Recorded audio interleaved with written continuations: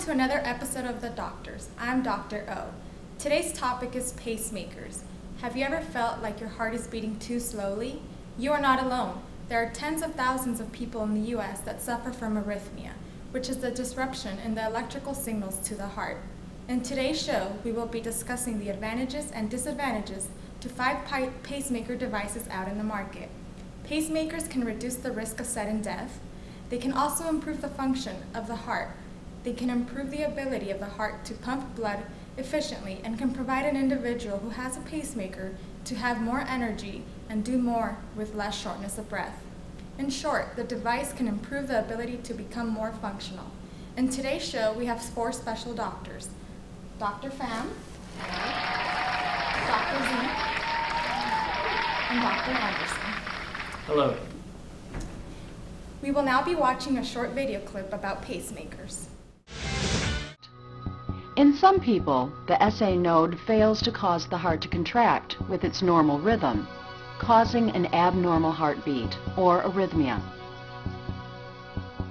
The most common form of arrhythmia for which pacemaker surgery is often recommended is bradyarrhythmia, or slow heart rate.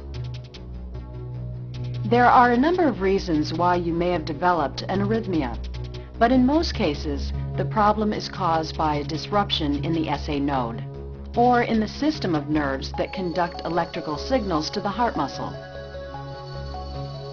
A pacemaker is a device that is designed to provide an electrical signal to the heart muscle and to help it maintain a proper rhythm. There are several types of pacemakers, and the particular model selected for you will be based on your specific condition. Dr. Pham, what pacemaker will you be talking about today? Today I'm going to talk about adapter. Adapter is a new line of pacemaker. They are developed by Medtronic. As its name implies, adapter can actually adapt to your physical condition. It has a very special sensor that can send changes in your body and provide the pulse to meet the need of your heart. That sounds like a wonderful device. The audience would like to know about the biocompatibility with the body. Would you like to explain more about that? Sure. There's 2 main components of adapter that are going to interact with the body of patient. As you can see here, the case of adapter is made of titanium. Titanium is a very biocompatible material. It's lightweight, it doesn't react with body fluid or enzyme, and it can adhere pretty well with the protein in your body. The second component is the insulator. For adapter, the insulator is made out of polymer PDD55. This polymer is flexible but it's strong, so it can be implanted in your body and still withstand the stress within the body environment. Wonderful, Dr. Pham. Thank you for sharing with us. Dr. Pham, what other pacemaker will you be talking about today? Today I want to talk about Identity 2. It's a pacemaker developed by Senju Medical Company. It's the world's smallest dual chamber pacemaker, and the company claims that it can provide physicians with the most advanced technology available on market. Wow, sounds like an amazing device. What about the biocompatibility? Would you like to talk about that? For this pacemaker, it's very similar to other pacemaker already mentioned. The case is made out of titanium. The insulator made out of BPD55, and the electrode is special. It's made out of iridium oxide coated with titanium. What's special about this material is have very high charge capacity, make it a very good stimulator. Okay. So would you like to elaborate on why this device is very unique? The thing that make Identity unique and powerful is lay inside the circuits of the pacemaker. The circuits is integrated with many different programming and system that make it one of the most high technology pacemaker available on the market right now. Thank you, Dr. Pham. Sounds like an amazing device. Now all of you have to go and buy one. Dr. Anderson, what pacemaker will you be talking about today? Well, today I have the In Rhythm pacemaker by Medtronic, which is comprised of the titanium case and utilizes two leads, one of which goes into the right atrium and the other goes into the right ventricle. And it utilizes these leads, of course, to manage a patient with arrhythmia. And it also but the thing that's special about it has this MVP system. Would you like to elaborate on the MVP? Sure.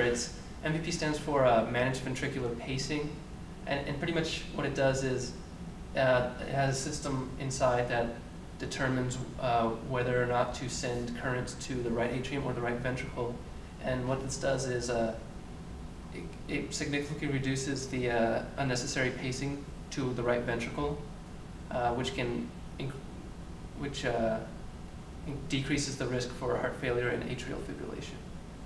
Okay. Is this device the only one to have an MVP system? Yes, it's currently the first one to utilize this feature. So would you like to talk about the biomaterials? Mm-hmm. In this In Rhythm pacemaker, they utilize a titanium casing once again, which is previously mentioned as corrosion resistant and just overall very biocompatible material. So it's a great casing for the device. The two leads that come out of it, they're made of metal alloys or silicon, which are great conductors and allow it to send electrical signals to the heart. But the thing that makes this pacemaker a bit different is the battery itself. Medtronic's utilized a lithium silver vanadium oxide battery, which produces a good 5 volts of power constantly for about 10 years, which is a very good lifespan for a battery, and this reduces the amount of necessary surgeries required for the patient to replace the batteries in the pacemaker. Okay, sounds like a great device. Thank you, Dr. Anderson. Dr. C, what pacemaker will you be talking about today?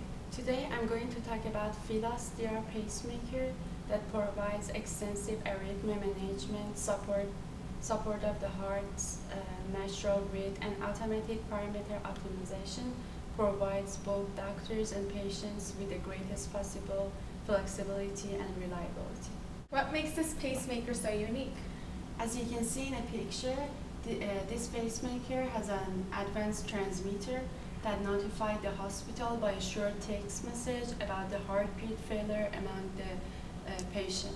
And the other things is the text message automatically alarm the mobile phone of the cardiologist or the hospital.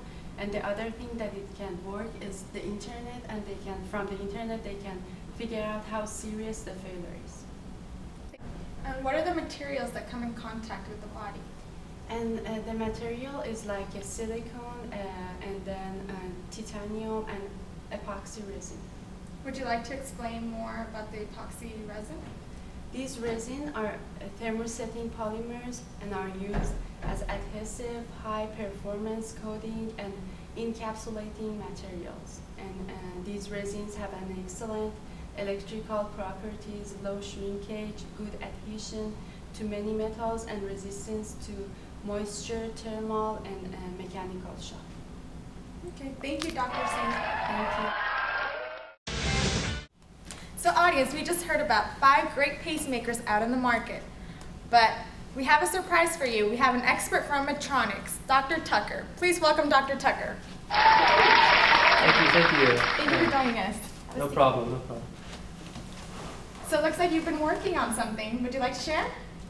I probably shouldn't, but just for you, all right. I just came from the Medtronics lab, where we're working on this tiny pacemaker over here. If you can see it to the right of that penny, you know, that's what the previous 5 pacemakers looked like. All those wires and stuff. You know, not very pretty. But to the left over there, the really tiny thing. I don't know if you can see it. That's what we're working on. This leadless pacemaker that we wanted to get rid of all these wires and leads that cause many of the biocompatibility problems that those previous 5 pacemakers you were talking about had.